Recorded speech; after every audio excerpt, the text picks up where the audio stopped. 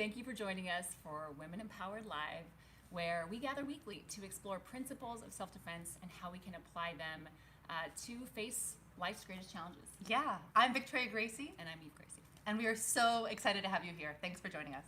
All right, so today we're really going to dive into what we consider the self-defense mindset. And in order to do that, we are going to start with the most traditional form of self-defense, which is really what everyone thinks of when they think of self-defense. And I think when we think of self-defense, we think of defending ourselves against a physical threat. And everyone can get behind that, right? That is what we teach. That is what the Women Empowered program and really Gracie Jiu-Jitsu was founded on, right? Is this idea of self-defense. And so, we're gonna dive into some of the tools and the principles regarding self-defense in this traditional form, right? Of again, physical self-defense, defending ourselves against somebody who means us harm.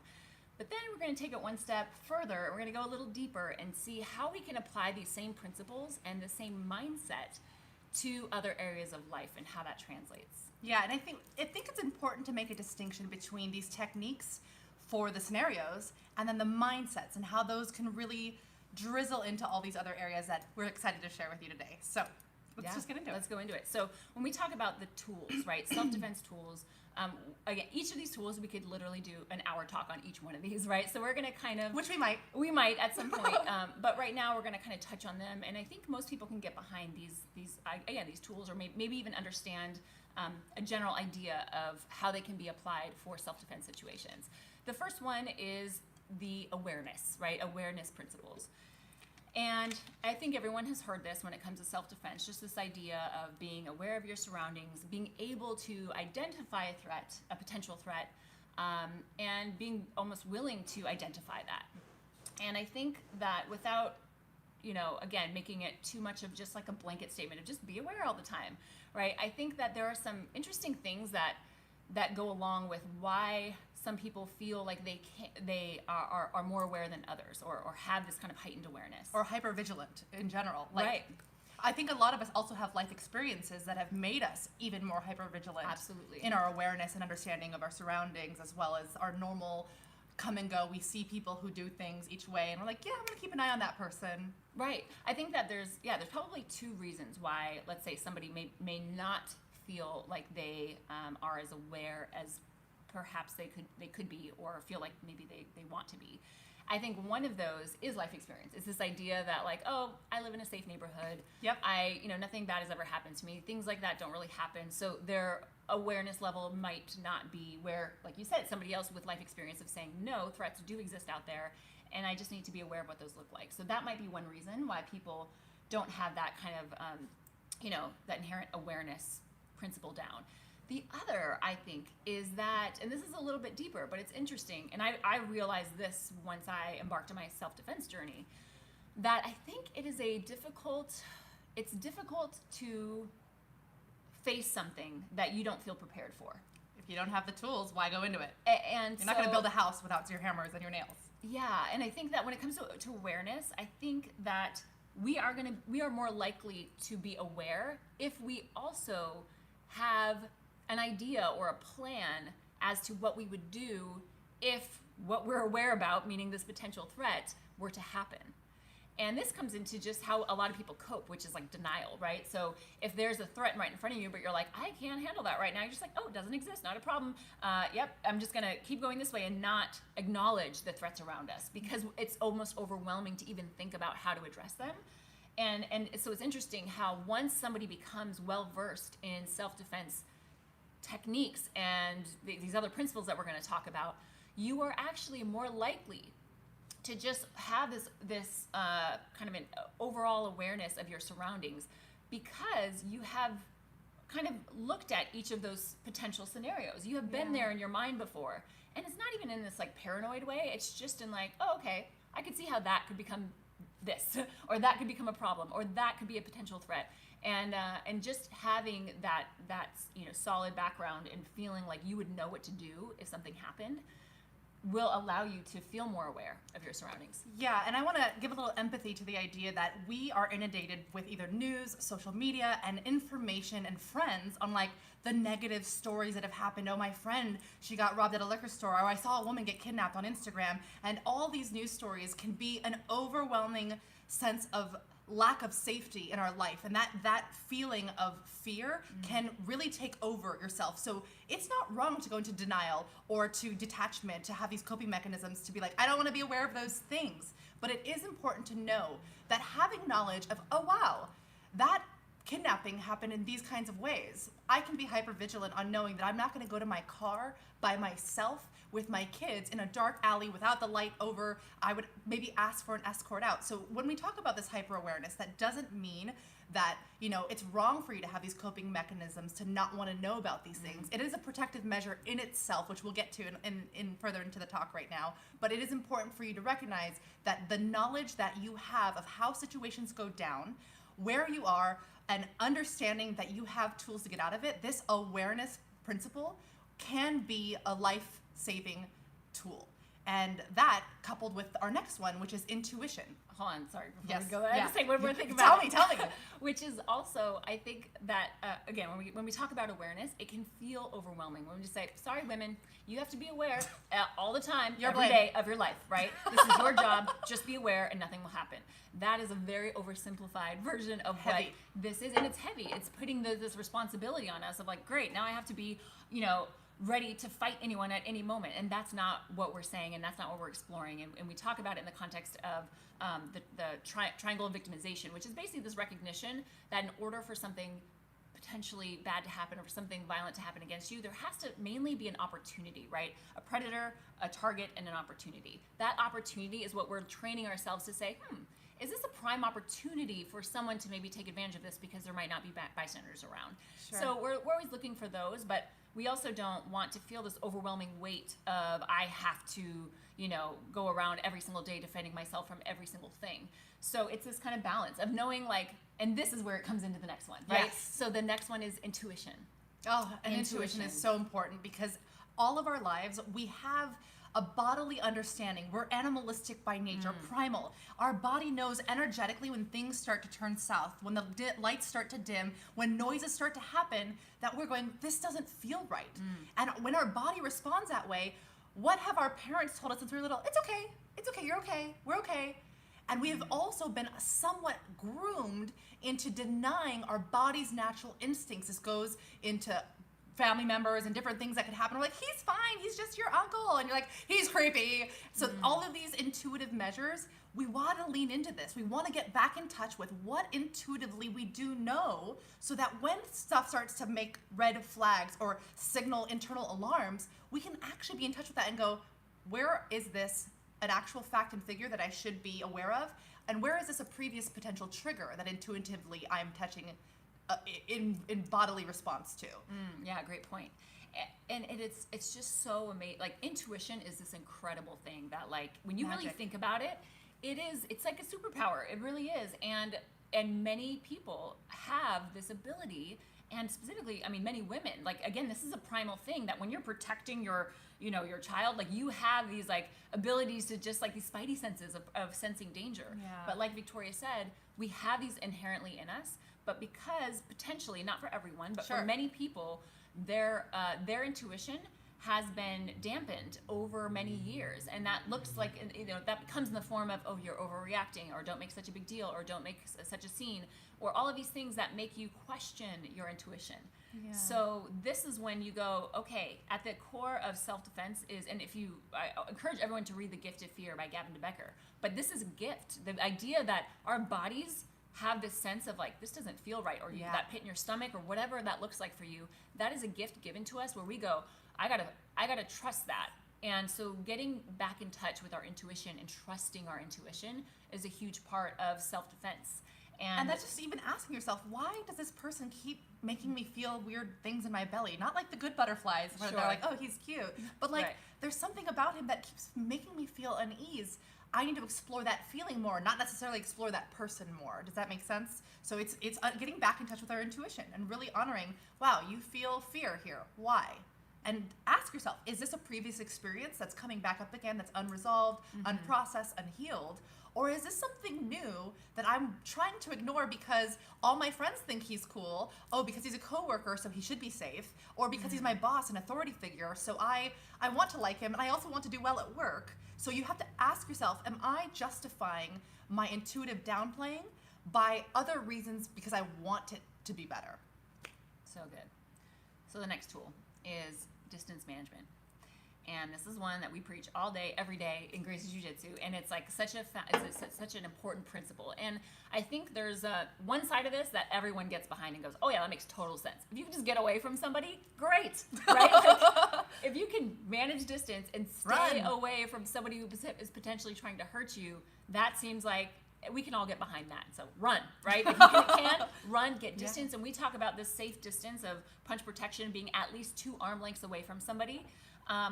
So this idea of all the way out is understood. Now there's another distance that we talk about in Jiu-Jitsu, which is considered a safe distance if you have the tools to keep yourself safe from there, and that's all the way in, right? So that's where, again, distance management in the context of Women Empowered, in context of Gracie Jiu-Jitsu, really has 2 distances that we consider safe: all the way out or all the way in, meaning you're so close to somebody that they cannot effectively strike you, from an effective distance, a knockout blow. And obviously that takes some knowledge of what to do from that close distance. And that's where, Jiu-Jitsu comes into play, or the Women Empowered program comes into play. But just this principle, and it's such an interesting one, because even the distance, right, seems common sense, it may not actually be common practice, and people may not feel like just this idea of, stepping back and keeping yourself safe from someone and saying, I don't really know what their intention is. So let me assess this from a safe distance, or let me just, cross the street if I feel unsafe, or whatever that looks like. So distance management, super important principle, and one that is explored more in the actual techniques and lessons of Women Empowered and Gracie Jiu-Jitsu. Yeah, and another tool after this is that we believe heavily in is verbal assertiveness. And this is the idea that we are willing to speak up and voice our opinion, to ask for distance if we need to back up, to, hey, stop bugging me, to, hey, somebody help me. So, hey, look over here, something's happening. So verbal assertiveness comes from the idea that you can vocalize something you want and create a verbal distance from somebody. You can really create that distance management she's talking about. Yes, I can run away, or I can say, hey, back up, and make him or her honor the idea that I need space from you. You're freaking me out, you're weirding me out, I don't want this. And verbal assertiveness is hard and sometimes counterintuitive for many of us, because we were taught, at least in my generation, about being a good girl. And part of being a good girl was speaking a certain way, not causing a scene. Yes, acquiescing to the general moment and the people around me. And the difficulty with this belief system and us being raised under the idea of being a good girl is that we feel like if we cause a scene, we're bad. So it will supersede our want to then be verbally assertive. And that is a difficult stance to have. And that's one that you have to look at in yourself and say, why do I have challenges asserting myself verbally with others? And even in the context of this self-defense, like we said, and we practice this, we actually know how difficult it can be for people to find their voice. So this is something that in Women Empowered, we practice putting your hands up, stepping back in base, and basically telling somebody to stop right where they are, or whatever you need to communicate to them verbally to assert your boundary, which is next. Okay, so boundary setting. And this kind of goes hand in hand, but I think there's different ways to set boundaries, and verbal assertiveness is part of that. So they're kind of tied in, but they almost deserve their own thing, because finding your voice is one part of that. Setting a boundary is can be done in different ways, right? So part of that is the physical boundary that we talked about, which is keeping just physical distance and saying, you know what, someone's too close to me, and this has crossed my boundaries of what I'm willing to accept, the behaviors I'm willing to accept. And so then what do I do to protect and stand for those boundaries? And we've always believed that, and I firmly believe this because I have felt this, at my core throughout my training, but we are likely only going to set boundaries that we feel capable of defending. And that's an important thing to consider, because again, this kind of goes back to that awareness of why we may decide not to be aware, but why we may not set a boundary. Because if I say, don't come any closer, and then they come a step closer and we go, well, I got nothing. I joked. I don't know. I don't know what to do now. Yep. It's harder to say that with, the intention behind it that we need, right? And the conviction behind that of, no, I'm going to set a boundary. And if you cross that boundary, I have a tool to follow up with. And so, we really firmly believe that the ability to set boundaries is so much rooted in our feeling of, if you cross this boundary, I've got a plan. And if we don't have that plan, it may be challenging to set firm boundaries, Yeah. And the only other, I would say, maybe perhaps the reason why that's not the case is because somebody has been taught from a young age that their boundaries are respected. Yeah. And that they are encouraged to set boundaries. So I think that's another, there might be some people where setting boundaries comes very natural. And my hope... Who are they? They sound awesome. Right? That would be amazing. But for so many of us from a young age, our boundaries are basically trampled over. And so this is something now, as parents that we think about with our children is like, what boundaries I want them to uphold, and what is me just trying to control them, and then what boundaries do I need to keep with them, right? So this idea of just feeling like you deserve to set boundaries is a huge part of self-defense. Right? Yeah. And our next biggest tool is energy conservation. Once the boundary has been crossed and we are now in a place of physical attack, energy conservation is literally the difference between life and death. The idea is, if someone is going crazy, going hard on you, and you're trying to defend, and you're both energetically dropping at the same rate, there's not a chance of you winning. But if you allow them to expel all the energy as much, and you're defending with the least amount of energy as possible, your likelihood of survival or getting out in a way that with the least amount of harm goes up significantly. So it's really important for us to understand that energy conservation is one of the basic principles of Jiu-Jitsu that makes it the most survivable, technically speaking, self-defense system around, is that we understand using less energy is to our benefit. Especially when we know that whoever we're going to be defending ourselves against is going to be bigger, heavier, and stronger than us. Yes. So it only makes sense to say, if we both expend all of our energy and just fight and go crazy, I'm going to gas out first, and then this person can take advantage of me or continue on with whatever it is they have planned. So this concept of energy conservation is a huge one, and again, can be explored more in detail when the actual practice of these techniques, specifically like Punch Block series, Lesson 7, Women Empowered. Yes. Go check it out, gracieuniversity.com. But the energy conservation, and we're going to get more into this. It's a secret. It's a goal. We'll get into it. It is. And then the next one is just this idea of preemptive self-defense tactics, right? So this concept that when you see a threat coming, not only do you have to set boundaries and maybe set verbal boundaries, but you may actually feel a need to initiate a preemptive self-defense attack or something to basically put them on the defense or to better prepare yourself. And that's another strategy too, and one that we acknowledge can be helpful, right? And so some of that is preemptive strategies, right? So maybe it's me, I'm walking to my car and I've already got my key in between my fingers, and I'm kind of preemptively preparing myself for a potential threat. Or asking another coworker to be like, hey, can you walk me home? The creepy coworker over there is constantly trying to walk next to me when I go back to my car. You see that things can happen regularly, and you find ways to skirt them with knowledge of preemptively defending yourself. And then last, of course, is our techniques. Everything that you learn in the Women Empowered program 2.0 on Gracie University is all the techniques that we've done a lot of informational research with law enforcement, understanding the ways that the attacks happen to women. And when those techniques were thought about, we said, these are the tools we need. These are the tools that can help us. What are the most common and dangerous threats? Yeah. And let's address those. And those were basically narrowed down to the 20 most common and dangerous threats for regarding women and the types of scenarios that women end up in self-defense situations. And so these techniques are part of our tools, right? Yeah. They're just a part of our toolbox. And again, we really believe that a firm understanding of those techniques helps us embody those other principles we talked about, which just enhances our toolbox altogether, right?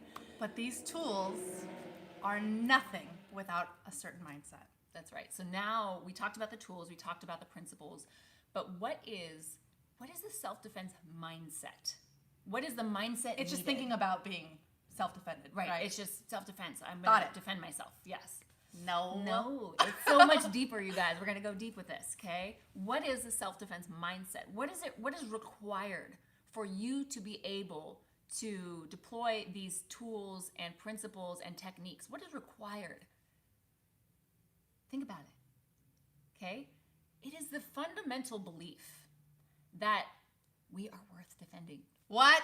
Hold on. I know. Stop. I know. Stop. The fundamental belief that we deserve to defend ourselves. To be alive, to have our own body sovereignty, to be able to say no to someone touching us. That belief that you are worth it is the root of whether or not you will defend yourself, learn the techniques, and be prepared for any of these situations.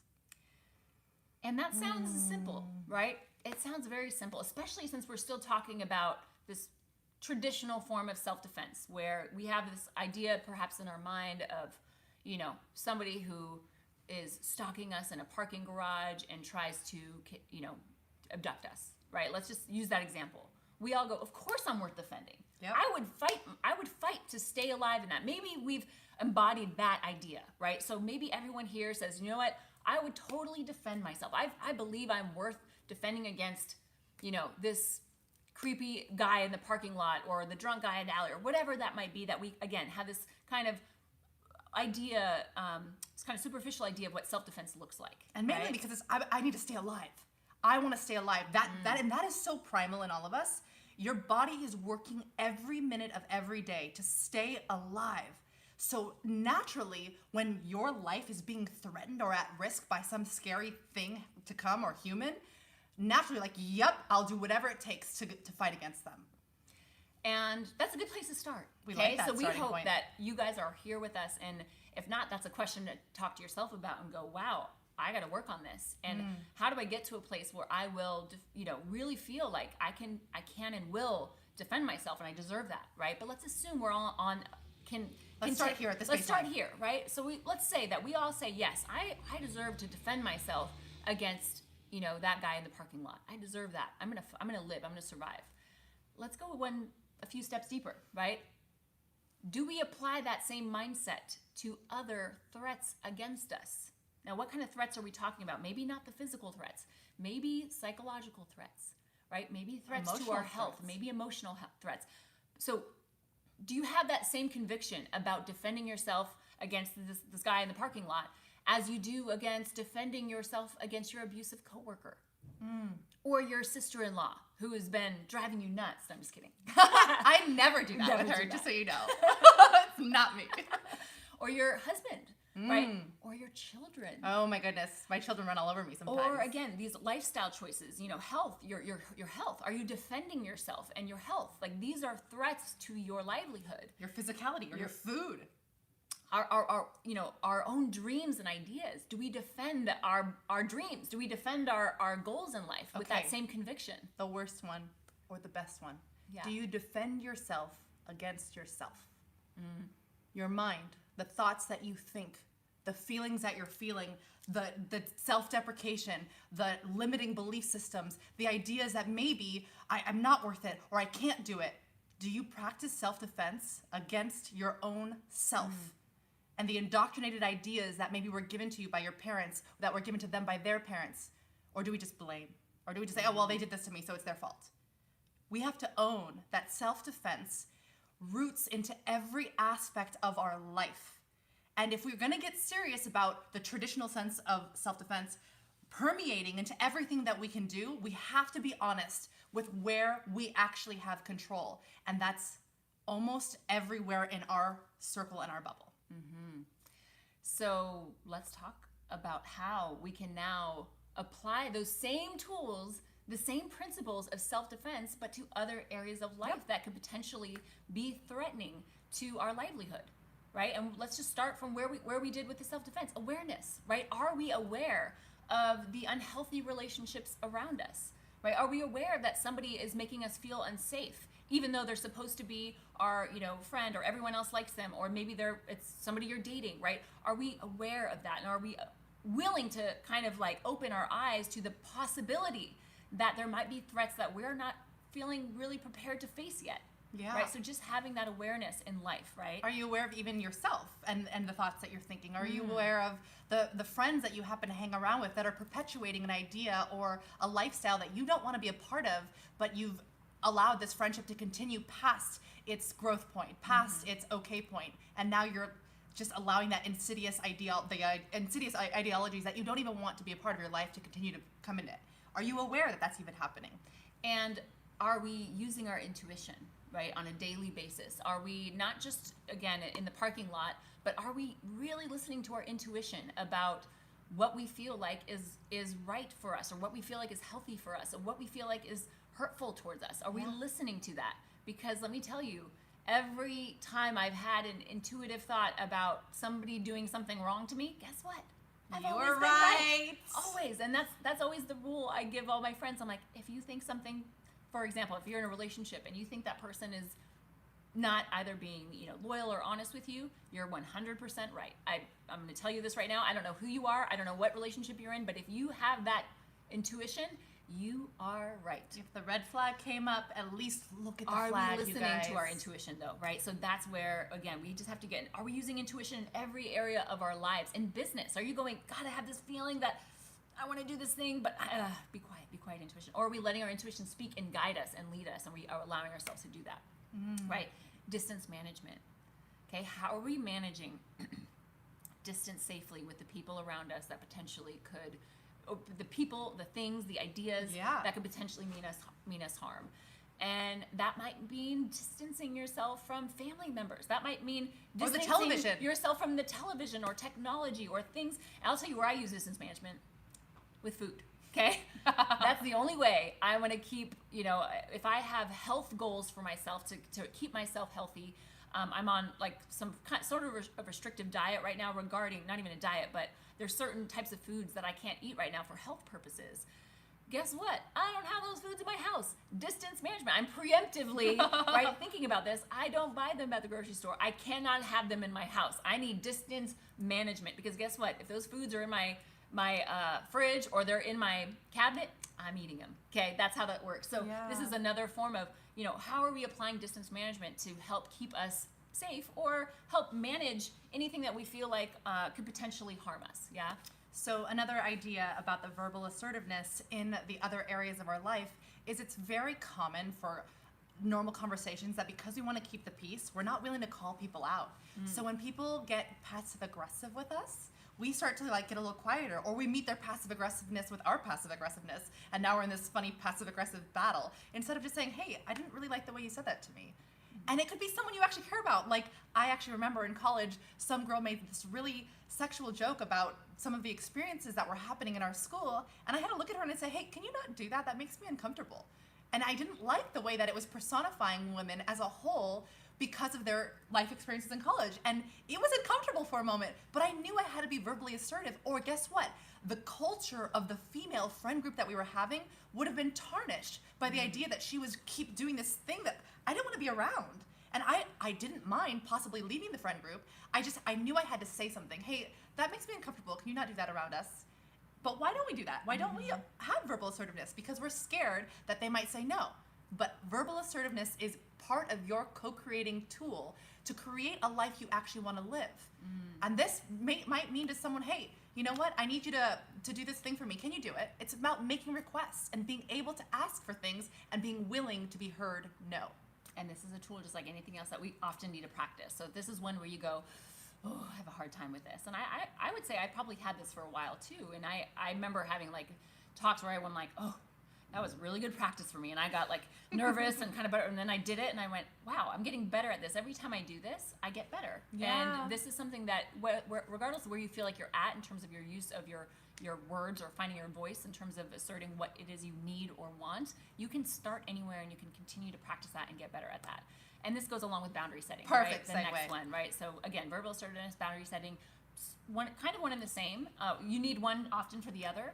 But just this idea of being aware of what are your boundaries, right? What are you okay with? What are you okay with? What are you not okay with? And sometimes that's the conversation. Even before you assert any verbal assertiveness or have any conversation, you just have to go, you know what? That made me feel weird or uncomfortable. Why did I feel that way? and what is it about that, and how can I verbally communicate what boundary I need to set with this person or thing, and again, boundaries can be anything. It can be boundaries with your technology. Like, I have to tell Henner, guess what? Put your phone down. We're not answering emails right now, okay? I need to set boundaries with him about work. We have a very unhealthy relationship with work because that's all we do, and it's part of our family, it's part of our life. It's like never ending. So we need to set boundaries with our work, lives, and that's a part of whatever challenge or whatever, again, potential.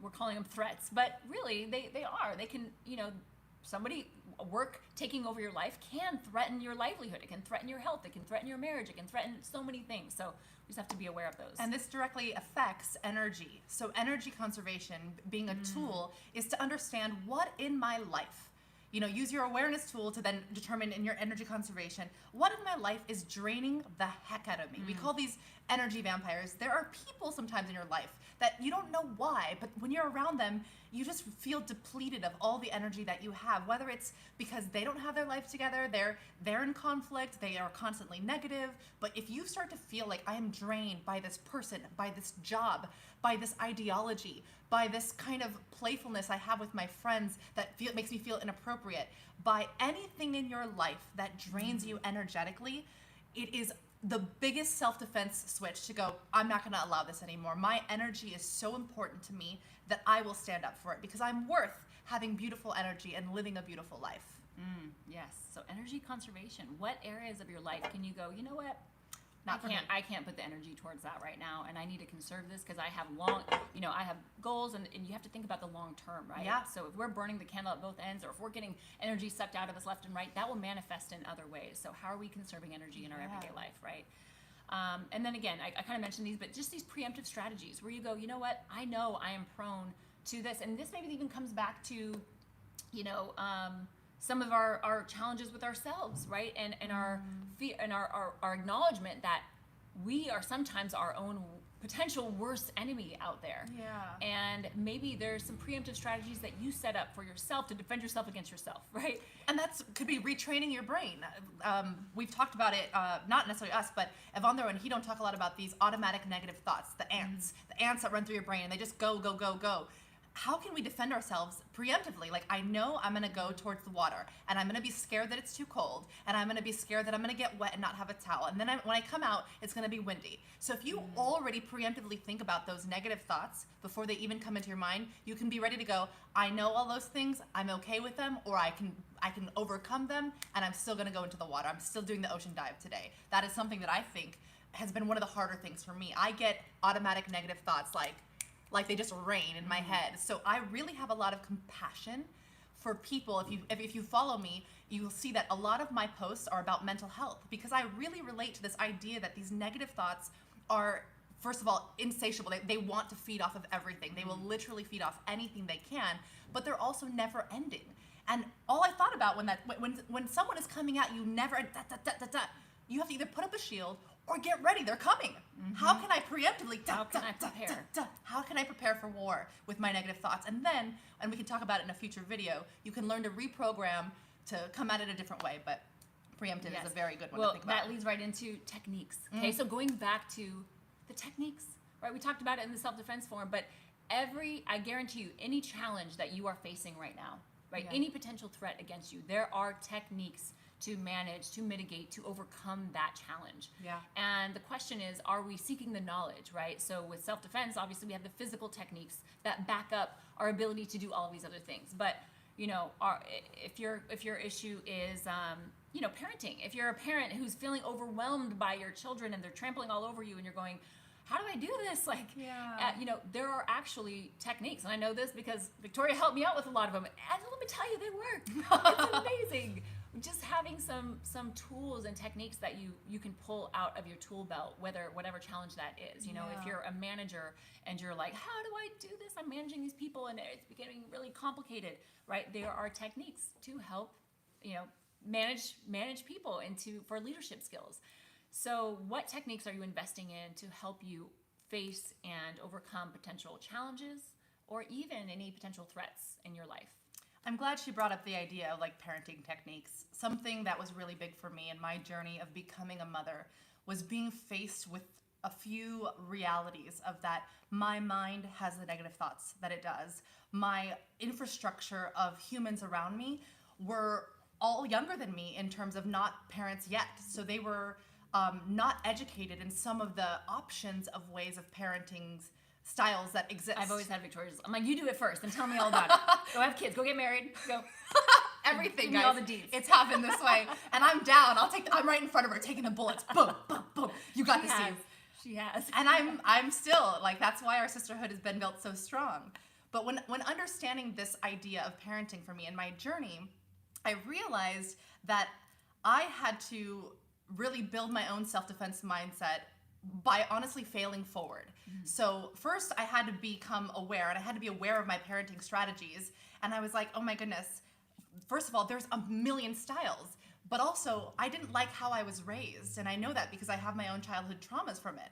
And then I looked at my partner and I looked at him and I said, how did you feel about how you were raised? And we started to bring awareness to the things we'd enjoyed or didn't enjoy, and the results that they yielded, and the results that we don't want to be kind of in touch with anymore. And what could we do as a union to cultivate a parenting paradigm that really resonated with us? And that was the tool of awareness.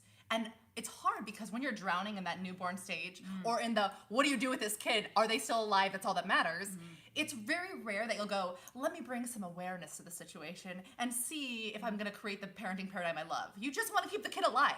I get And it. yourself alive. Yeah, totally. Yeah. And I was overwhelmed. I had a home birth, and everyone advocated against every ideology that I had towards the way I wanted to be pregnant, towards the way I wanted to have birth, and towards the way I wanted to have kids. And I know why. It was different. It's not the traditional route.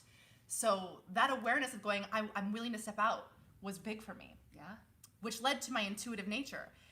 When my body said, I want to have birth at home, everyone was like, what? Why? And I couldn't really explain why. I had some understanding, but it was my intuition screaming at me saying, this is where you feel comfortable. This is what feels right.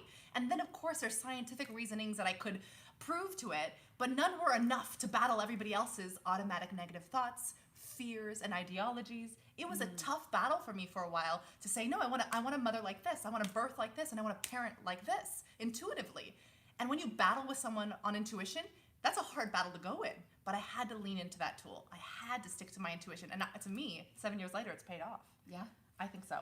But that's it's a challenging thing when you have your intuition, and it's not just like, oh, here's my intuition and everyone else is kind of on the same board. But when you have intuition and everyone else is telling you something different, it's really hard to tap into that, and you have always been so true to that, and that's something I admire very much about you. Yeah, but that also had to lead me into distance management. I had to keep myself a bit away from some of the people who had tons of projections and reasons why I would fail, and that won't work, and here's why. And when I sat there, I was like, man, if I stay in this realm, if I stay close to these people perpetually, I'm going to believe them, because not only are they family or friends, I value their thoughts and their life experiences, and even though they've never gone down this route, their words have power with me. And because I knew that, I had to keep a distance. I distanced myself to manage my ability to navigate my own self-defense situation in a time that's already sensitive. Being a mother is already tough. Having a newborn is already hard. I didn't need any more of that. That management was so important for me. So important. Yeah. And again, if you feel like this is overwhelming, especially somebody you're trying to overcome your intuitive desires, then distance management might be, and you might need to use some verbal assertiveness in order to create those both, like, setting boundaries, verbal assertiveness, and then to enable that distance that might be necessary during that time. And I did. I set a lot of boundaries, and I didn't know how to set boundaries. So it was also a beautiful learning curve to go, how can I tell them this? How can I say, and listen, I said it a lot of ugly ways first. And then I said it a little bit like less ugly. And then I actually found a very profound, graceful, and kind way of saying, hey, this is my life journey as a mother. And I would really appreciate you allowing me to make these mistakes and learn this learning curve on my own. I know it's not the traditional route, and I know that it might not even turn out as I want, but I really want to try this. I really believe in this. Can you support me in that? It took me so long, and I'm talking years, to find the most beautiful, graceful way to be verbally assertive and set boundaries. It was hard. And you know why it took so long? Because it took you that long to feel confident in your skill sets and in your, in your journey. And once you have that confidence, again, it's so much easier to set clear boundaries. When you don't have confidence, it's like, again, you still don't even know whether you fall back on your tuition or whether you listen to what people are saying. So it's more challenging. And this could go for anybody in a professional setting, in your life with your family members, not even with a birth. If you're not confident to stand up against your own parents about wanting to become a dance major instead of an engineering major, of course it will be difficult to set your first boundary. But you got to start practicing that. That's when the lifting of the weights happens. Lifting of your weights first, you're sore. You don't build the muscle immediately. This takes time. And as you start to prove to the people around you that not only is this important, it's possible, and it's what I'm doing. Love me or leave me. That's what I want to say to that. Because it's really important that you stand for what you believe in and that people around you also support you in that. And if they don't, then we start to slowly let people go. That doesn't mean you don't love them or forgive them. You just let them go. Beautifully let them go. That's right. And I will say that when it came to energy conservation, I think that's where you had the biggest challenge, right? Because Victoria is somebody, and not to speak for you, but she's somebody who absorbs everyone's energy, for good or for bad, right? Yeah. So she's like, anyone walks in the room, she's like, what's wrong? I know it. She can feel the energy, just like she sucks it in. And so for someone who's going through something herself and then absorbing the energy of people around her, she has traditionally, when going through things like this, been extremely energy drained. Yeah. And I think you've had to kind of come up with coping tools to go, I got to conserve energy, and I have to know what things are, what energy I need to release. And again, that might come back to distance management. It may come back to setting boundaries, but recognizing like, I can't, this is exhausting for me to manage not only whatever challenge you have in your life, but also other people potentially pulling from that energy. Yeah, you'll find that the things that you value in life is where you spend the most energy. Relationships are my number one important thing in my life. There's no second to this right now. It's number one, and then there's like number 10 after. Like, relationships are it. So when it came to giving the energy to all these relationships and talking about it, that is why it was such an easy siphon for me to go, I'm depleted, because it's all that mattered. It mattered so much. So it's very important that whatever you're valuing and whatever you're putting your energy for, that's also what you need to protect. So if you value your career so deeply and you don't want anything to touch it, it's also important that you value and protect the energy conservation you put towards that career. It's very important. Great point. Yeah. And then, I think the techniques, right, was kind of the last element to that. And that is where, like, you did have to come up with your own strategies and techniques. Yeah. And I read every book under the sun. When I got pregnant, it was a book a week. Blah, blah, blah, blah, blah. I looked up every technique. And what's crazy is you can look up every technique for everything, but they still might not work for you. So it was a big trial and error for a long time. Yeah. And technique acquisition is a practice, and it's a lot of work. And then you go, okay, great, I got all these techniques, but will they work? You know? So then that's putting into practice. And the acquisition of techniques is just for your tool belt. The more tools you have, hopefully, the more easy the journey might be for you, or at least you trial and error. Yeah, and now I think this is where we bring it right back around, right, to the self-defense mindset. So remember when we said, okay, we're on board with defending ourselves against some creepy guy in the parking lot. We will do that. Yep. The question is, all of these other ways of implementing self-defense tools and principles, are we willing, do we deserve to implement those in our lives? Quick note, the answer is yes. You do deserve that. Cheat sheet. Yeah. Spoiler alert. The answer is yes, you do deserve that. The real question is, do you believe that? And will you act on it? And will you act on that? Or will you, allow people to overwhelm, again, your intuition on what you deserve or your beliefs? Or, will you find, difficulty implementing these strategies? And just like with self-defense, the way we learn these tools, the way we learn these principles, the way we master them is by practice. And so we need to practice these self-defense tools, these self-defense principles, and more importantly, the self-defense mindset, right? With any challenges, any threats in our life, not just the physical threat in front of us. And if you have difficulty implementing any of these things, go slow. Start with one first. Just open to the awareness that is around you. Be honest with yourself. I like to write things down. So I start to say, hey, I'm really unaware of this, but now I'm aware. Now I'm aware of this. And once we get into that, you can dive into your personal connection of intuitive nature with it. How do I intuitively connect with this feeling? How does that feel for me? Does that feel good? Does that feel bad? And then what can I do about it? What kind of distance can I create with this situation just to walk through it? And then, do I need to be verbally assertive? Does it need a boundary? Does it need some energy conservation or a preemptive thinking? Or do I need to look up some techniques to really manage what's happening? And if you follow Women Empowered GJJ on our Instagram page, then you will see soon in the next week or so some slides that we'll put up about this very topic. About all of these tools that we just talked about. And then you can run a checklist and go, have I implemented these strategies into, insert whatever challenge you're facing right now? Have I implemented these? And how can I implement them? And you can start doing kind of your own digging, your own searching. And if you haven't started your physical self-defense journey, that's another one then to start. And let me tell you that being able to embody these principles, and that's what's so beautiful about physical self-defense, is that it's a physical embodiment of them. Meaning it's not just us talking about it and we say, oh yeah, that makes sense, but our body is learning them and it's practicing them and our voice is saying them and it's showing them. So there's something about the physical embodiment of these that allows you to then just embrace them and then be able to use them for other areas of life, right? And so that's where, again, we just come back to this idea of self-defense, of self-defense, and the techniques tie back to everything because they allow you to embody these principles, which allow you to use them in life. Yeah, you can journey from the techniques physically first into other places in your life, or vice versa, or both. That's a great point because I think there is something to be said about even if you don't feel like you deserve, like you're still struggling with the self-defense mindset of deserving to stand up for yourself, and you're having some self-worth issues. By physically practicing these techniques, what are you telling yourself? Every time you trap and roll somebody off of you and you get up, every time you simulate breaking somebody's arm, you're telling your body, you're telling yourself, I am defending myself. I'm fighting for myself.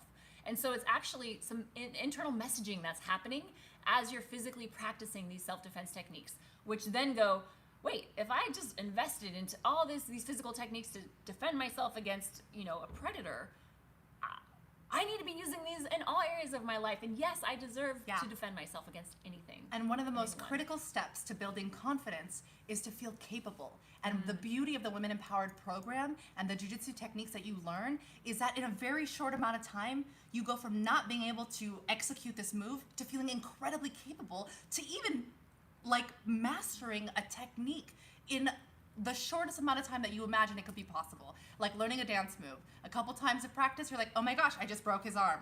Not literally. We don't do that in class. We're very gentle.